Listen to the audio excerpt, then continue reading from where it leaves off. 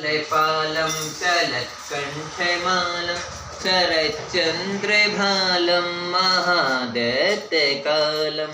नभो नीलकायं दुरावरमायं सुपद्मसहायं भजेऽहं सदाम्भोधिवासं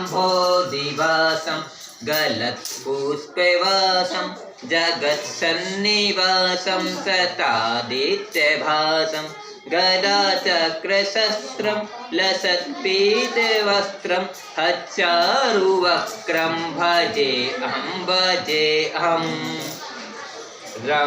रमाकण्ठहारं श्रुतिव्रतसारं जलान्तरविहारं धराभयहारं चिदानन्दरूपं मनोज्ञस्वरूपं धृतानेकरूपं भजेऽहं जराजन्महीनं परानन्दपीनं समाधानलीनं सदैवानवीनं जगज्जन्महेतुं सुरानीककेतुं त्रिलोकीकेसेतुं भजेऽहं कृतामायगानं खगाधीशयानं विमुक्तेर्निदानं हरारतिमानं स्वभक्तानुकूलं जगद्वृक्षमूलं निरस्त्रातशूलं भजेऽहं समस्तामरेशं दीर्घाभकेशं जगद्बिम्बलेशं सुराकाशदेशं सदा दिव्यदेहं विमुक्ताखिलेऽहं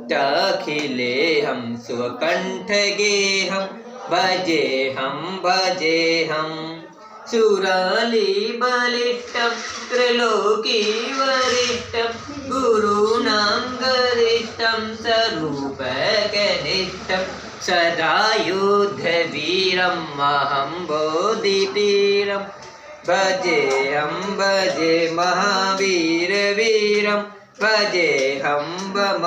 बोधितीरं भजेऽहं रमावामभागं चलानग्रनागं